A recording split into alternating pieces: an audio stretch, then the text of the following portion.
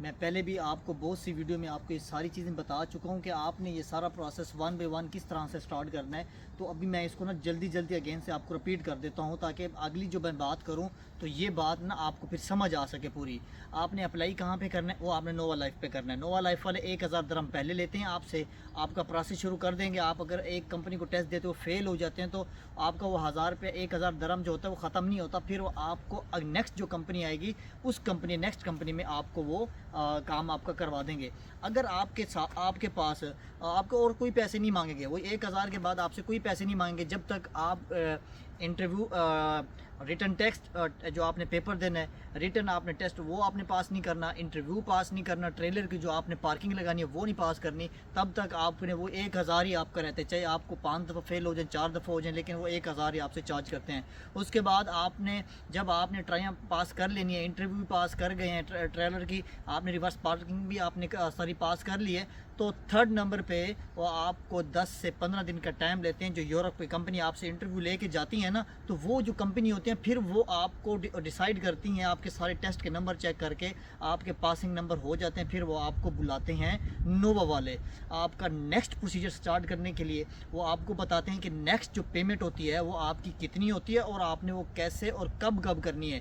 آپ کو جو چیزیں ریکوائرمنٹ ہوتی ہیں وہ آپ کو بتا دیتے ہیں کہ آپ انڈیا سے ہیں, آپ پاکستان سے ہیں, تو وہ آپ کو بتا دیں گے کہ اگر آپ کو پیپر یہاں سے نہیں نکل پا رہے تو آپ پاکستان سے کس طرح سے نکال سکتے ہیں, انڈیا میں کس طرح سے نکال سکتے ہیں. وہ بتاتے ہیں کہ آپ کو یہ پیپر کہاں سے ملے گا. اگر آپ کو اس کے بعد کوئی چیز سمجھ نہیں آتی تو پھر وہ کیا کرتے ہیں, آپ کو ایک ڈیمو کے لیے جو ان کے پاس پہلے ویزے لگ چکے ہیں, جیسے کہ میرا ویزا لگا ہے تو میں نے کیا ڈاکومنٹ لگائے ہیں, کس طرح سے میں نے اس کو موفا کروایا, کس طرح سے میں نے دبئی پولیس کلیئرنس سرٹیفکیٹ نکالی ہے, انڈیا سے کیسے پولیس کلیئرنس سرٹیفکیٹ نکالی ہے, پاکستان سے کیسے نکالی ہے. تو وہ میرے پیپر جو ہوتے ہیں نا وہ آپ کو دکھاتے ہیں, میری پرائیویسی جو ہوتی ہے نا اس کو بلر کر کے جو پیپر ہوتے ہیں آپ کو دکھاتے ہیں کہ ہمیں اس طرح کا پیپر چاہیے. یہ آپ کا کلیئر ہو گیا. اس کے بعد آپ کی وہ خود امبیسی سے, اگر آپ کسی بھی کنٹری میں جا رہے ہیں اس امبیسی سے آپ کی اپائنٹمنٹ لیتے ہیں. اپائنٹمنٹ کب کی ہوتی ہے وہ امبیسی پہ ڈیپینڈ کرتا ہے کہ وہ کب دیتی ہے, لیکن اس طرح سے 1 بائی 1 ڈیپلی آپ کو وہ ہر چیز گائیڈ کرتے ہیں. اگر کوئی بھائی نیو ہے یا فرسٹ ٹائم جا رہا ہے, اس کو پتہ نہیں چلتا کہ بھائی میں نے کیسے جا کے اپلائی کروں, تو وہ بھی ان کو سب چیزیں گائیڈ کرتے ہیں. اور چھوٹی چیز کے آپ کے جتنے بھی کویسچن ہوتے ہیں نا, آپ کو کوئی شام کو پرابلم ہو جاتی ہے کہ مجھ سے یہ نہیں ہو رہا بھائی, مجھ سے وہ کیسے ہوگا, تو وہ بھی آپ کو ہر پوائنٹ کے اوپر آپ کو کال کرتے ہیں. چھوٹی چیزیں آپ کی وہ کور کرتے ہیں. تو یہ کون کرتا ہے؟ جسٹ نووا لائف والے کرتے ہیں. اوکے, سو آپ کا وہاں کا کام ختم ہو گیا. ابھی آپ نے پاسپورٹ, آپ کی امبیسی کی ڈیٹ آ گیا, اپائنٹمنٹ آ گیا, آپ نے سبمیشن کرا دی, فیس آپ نے خود بھرنی ہوتی ہے. جو بھی امبیسی میں فیس لگنی ہوتی ہے وہ آپ نے خود کرنی ہوتی ہے. لیکن اس کے ساتھ میں آپ کو ایک چیز اور گائیڈ کر دوں, اگر آپ کے پاس وہ پاسپورٹ نہیں ہے تو پھر آپ کو لیے پرابلم ہو سکتی ہے. ان سارے پروسیجر میں پاسپورٹ آپ کے پاس ہونا ضروری ہے, کیونکہ جب پاسپورٹ آپ کے پاس نہیں ہوگا, امبیسی سے کمپنی آپ کی اپائنٹمنٹ لے لے گی ویزا لگنے کے لیے, اسٹیمپ ہونے کے لیے, پیسٹ ہونے کے لیے. اگر آپ کے پاس پاسپورٹ نہیں ہے تو آپ کے پیسے ڈوب سکتے ہیں, آپ کو مشکلات کا سامنا بھی کرنا پڑ سکتا ہے. جو نووا والوں کے ساتھ اس طرح سے کوئی سین ہو چکا مجھے نہیں پتا, لیکن ہمارے بیچ میں جو بھائی آئے تو ان کے ساتھ ہم ایسی پرابلم ہوئی تھی, لیکن اینڈ ٹائم پہ ان کو پاسپورٹ ان کو مل گیا تھا. سو پاسپورٹ اپنا پاس رکھیں. ٹھیک ہو گیا. پاسپورٹ لگنے کے بعد آپ کا امبیسی کچھ ٹائم لیتی ہے, کوئی امبیسیاں جو 15 سے مطلب کہ 14 دن لیتی ہے, 2 ویک کا سمجھ لو, ورکنگ ڈیز میں وہ آپ کو میل بھی آتی ہے. میل آپ کی اپنی ہوتی ہے, نمبر بھی آپ نے رجسٹر کیا ہوتا ہے, تو وہ آپ کو میل آ جاتی ہے کہ آپ کے پیپر آ گئے ہیں, تو آپ آگے کلیکٹ کر سکتے ہیں. اگر آپ کا ویزا ان فیوچر ریفیوز ہو جاتا ہے, نہیں لگتا, تو 3rd کیا کرتے ہیں, وہ پھر آپ کا پیپر چیک کرتے ہیں کہ ہم نے اس پیپر میں کیا غلطی کی ہے. آپ کے پیپروں میں اگر میں نے کوئی اپنے پیپر دیے ہیں تو میں نے پہلے تو وہ ساری چیز چیک کرتے ہیں, چھوٹی چیز چیک کرتے ہیں. میرے جتنے بھی ڈاکومنٹ ہوتے ہیں انہوں نے لیے تھے وہ سارے چیک کرتے ہیں. اگر پھر بھی آپ کے پیپروں میں یا ان کے پیپروں کو مسٹیک ہو جاتے, پہلے اس طرح سے کچھ ہوتا نہیں ہے. اگر پھر بھی ہو جاتا ہے تو اگین سے ری اپیل کرتے ہیں, پھر آپ کی نیکسٹ ٹائم پہ پھر وہ آپ کو کرتے ہیں.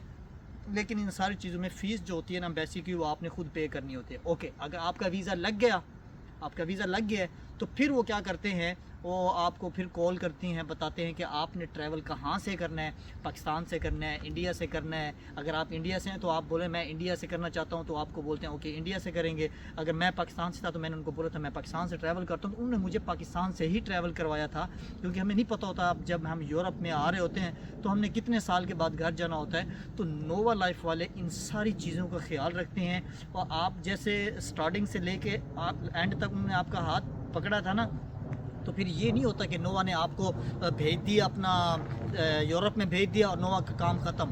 نووا اس طرح کا کام نہیں کرتا۔ نووا کیا کرتا ہے، نووا یہ کہتا ہے کہ بھائی ہم آپ کے ساتھ کھڑے ہیں، یورپ میں بھی آپ کے ساتھ کھڑے ہیں۔ اگر آپ کو یورپ میں جا کے بھی کوئی پرابلم ہو سکتی ہے، جس کمپنی میں ہم آپ کو بھیج رہے ہیں وہاں پہ بھی آپ کے ساتھ کوئی اس طرح کی پرابلم آتی ہیں، تو کون آپ کے ساتھ کھڑا ہوتا ہے؟ کون سے کانٹریکٹر ہیں جو ایسا کام کرتے ہیں؟ اگر آپ کسی ایسے کانٹریکٹر کو جانتے ہیں تو آپ مجھے بھی بتائیں کہ یاسر بھائی وہ کانٹریکٹر بھی اسی طرح سے کر رہے ہیں جیسے نووا والے جا کے یورپ میں بھی سپورٹ کرتے ہیں۔ جب آپ یورپ میں آتے ہیں، اگر مجھے اس کمپنی میں کوئی پرابلم ہے تو میں نووا کو بتاؤں گا کہ مجھے یہ پرابلم ہے، تو نووا اس چیز کو حل کرتا ہے، میری جاب بھی چینج کرواتا ہے۔ چارجز ہر کوئی لیتا ہے نووا والے۔ دیکھیں اگر میں کوئی کام کر رہا ہوں تو میں فری نہیں کروں گا۔ اگر آپ بھی کسی کے پاس جاب کر رہے ہو، یا اپنی کسی فار ایگزامپل اگر آپ کسی کو گھر میں کوئی کام دیتے ہو، کیا آپ کو وہ فری آپ کے کام کرتا ہے؟ نہیں کرتا نا۔ تو کام بھی وہ فری نہیں کرتا۔ اگر سم پرابلم کو ایسی سچویشن بن جاتی ہے آپ کے پاس پیسے نہیں ہوتے، تو نووا اس چیز میں بہت ہیلپ کرتا ہے، کہتا ہے مشکل نہیں ہے، 1 مہینہ 10 دن 15 دن رک کے بھی آپ کو بول دیتا ہے کہ پیسے دے دینا۔ نووا کی طرف سے آپ کو اتنی سی بھی پرابلم نہیں ہوگی۔ میرا باقیوں کانٹریکٹر کے ساتھ بہت ایکسپیرینس تھا، لیکن اس کے ساتھ میرا ایکسپیرینس فرسٹ ٹائم تھا، لیکن میرا ویزا ریفیوز بھی ہوا تھا بہت سی کانٹریکٹروں سے، لیکن میں وہ ان کا نام نہیں لینا چاہتا۔ لیکن آپ کو ابھی جو چیزیں میں گائیڈ کر رہا ہوں، اگر آپ نے میری یہ ویڈیو سن لی اور اس کے بعد بھی آپ نے کہیں اور اپلائی کیا، اگر آپ کے ساتھ کوئی بھی درگھٹنا گھٹتی ہے تو اس کے ذمہ دار آپ خود ہوں گے۔ کیوں؟ کیونکہ آپ سیریس نہیں ہیں۔ جو چیزیں آپ کو مفت میں بتاتا ہے، ساتھ میں بتاتا ہے، ٹھیک ہے میں آپ کے ساتھ نہیں بیٹھ کے آپ کو ایکسپلین کر رہا، لیکن آپ سنتے اپنے کانوں سے رہی ہیں نا، تو یہ چیزیں میں اس لیے آپ کو گائیڈ کر رہا ہوں کہ آپ نے غلط پرسن کو آپ نے چوائس نہیں کرنا، اس کو نہیں ڈیسائیڈ کرنا کہ اس کو نہیں پین کرنا کہ یار مجھے اسی سے ہی کام کروانا ہے۔ آپ کا بھائی ضرور ہے، میرے بہت سے دوست ہیں، میں ان کو بتاتا ہوں کہ آپ نے یورپ کی فائل لگوائی ہے؟ جی میرا یورپ میں میرا دبئی میں ایک بھائی ہے، میرا سعودی میں ایسا بھائی ہے، میرا قطر بحرین میں میرا اس طرح سے کوئی بھائی ہے، وہ میری فائل لگوا رہا ہے۔ لیکن میرا کیا ان کو جواب ہوتا ہے، ٹھیک ہے فائل لگوانا کو کام نہیں ہے، فائل ہر بندہ آپ کے 150 درہم 50 یورو یا آپ کے لگا کے آپ کی فائل لگا دے گا، لیکن آپ کا کام نہیں ہوگا۔ آگے جا کے آپ کو بولے گا آپ نے 1000 جمع کرایا، پھنس گئے، اب 1000 کو آپ نے ڈبانا بھی نہیں ہے، اس کے پیچھے چلنا ہے۔ وہ بولے گا 1 مہینے 2 مہینے 3 مہینے، اسی طرح سے وہ آپ کے 1.5-2 سال نکال دے گا، اینڈ میں آ کے ویزا ریفیوز ہو جائے گا، ٹائم ویسٹ۔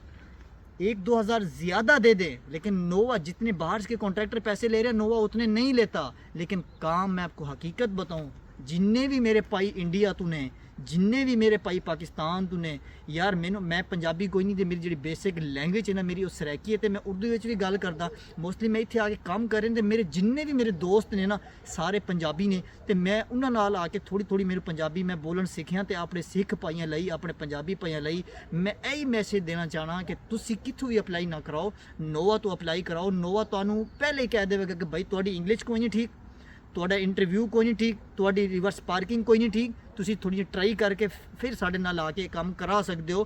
تسی جلد بازی دے وچ اپنے پیسے نہ ڈباؤ، جنی تانوں میں گائیڈ لائننگ دے چکا۔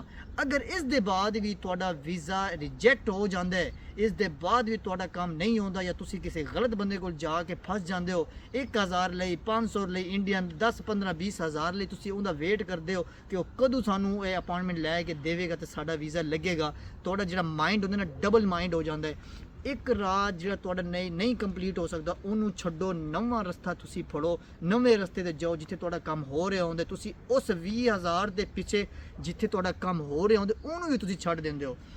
تے میرے جتنے بھی بھائی ہیں، اب میں ان کو یہی بتاتا ہوں کہ آپ نے رائٹ وے جو آپ کو اچھا لگتا ہے آپ نے وہ کرنا ہے، آپ نے مس گائیڈ جو آپ کو کرتا ہے آپ نے اس کو صحیح نہیں سننا، جو آپ کو کہتا ہے کہ آپ سے نہیں ہوگا۔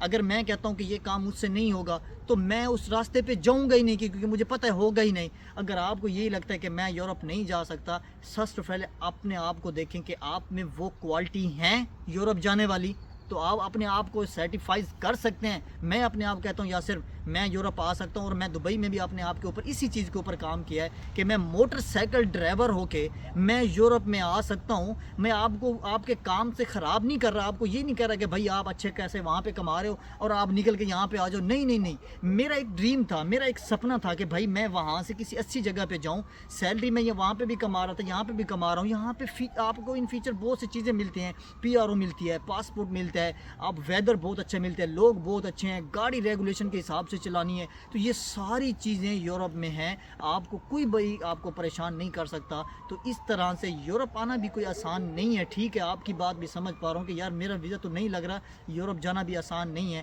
لیکن یورپ آ گئے ہیں, ایک دفعہ آپ یورپ آ گئے ہیں تو آپ کی لائف سیٹ ہو گئی ہے, اگر آپ اپنے آپ سے سیریس ہیں تو. یہ ساری چیزیں آپ سے کون کرواتا ہے؟ نووا والے کرواتے ہیں. آپ ایک دفعہ نووا کے پاس جائیں, آپ کی پارکنگ اچھی نہیں ہے, تھوڑی سی کسی دوست کے پاس جا کے پارکنگ سیکھ لیں. انگلش کے انٹرویو کو میں آپ کو بھائیوں کو پچھلی بھی بہت سے میرا گروپ بنا ہوا ہے, میرے واٹس ایپ پہ پرسنل کے اوپر بہت سے بھائی جو گروپ پہ میسج نہیں کرتے بعد میں پرسنل میں کرتے ہیں, یاسر بھائی شرم آتی ہے یار, کیا بولیں گے, اس کو انگلش نہیں آتی. میں ان کو گائیڈ کرتا ہوں, انٹرویو کی ٹپس دیتا ہوں, ریورس پارکنگ کی ٹپس دیتا ہوں. میری خود کی کوئی چیزیں اچھی نہیں ہیں, لیکن یہ جو میں آپ کو بتا رہا ہوں نا, یہ وہ بتا رہا ہوں جو میرا ایکسپیرینس ہے, جو میرے ویزے ریفیوز ہوئے ہیں دبئی میں. آپ کہیں بھی بیٹھے ہوں تو یہ ساری چیزیں اس لیے آپ کو بتا رہا ہوں کہ جو میرے ساتھ ہو چکی ہیں آپ کے ساتھ نہ ہو. ابھی اس ساری ویڈیو کے سننے کے بعد آپ اپنے آپ سے خود ڈیسائیڈ کریں کہ آپ کو ویزا کہاں سے لگوانا ہے. اگر آپ نے پیسے ڈبانے ہیں تو میں کچھ نہیں کر سکتا, لیکن میں آپ کو یہی سجیسٹ کروں گا کہ آپ نووا لائف والوں سے ہی اپنا کام کروائیں. سو تھینک یو سو مچ آپ کا ٹائم دینے کے لیے, فل ویڈیو واچ کرنے کے لیے. بہت سے لوگ ویڈیو واچ کرنے سے پہلے اسکپ کر کے چلے جاتے ہیں, لیکن اگر آپ نے یہ ویڈیو پوری سنی ہے, آپ کا بہت بہت شکریہ. اس طرح کی آپ کو اور بھی انفارمیشن چاہیے تو آپ مجھ سے لے سکتے ہیں. میرا نام ہے محمد یاسر اور آپ دیکھ رہے ہیں میرا یوٹیوب چینل وائی کے tracking. Thank you so much.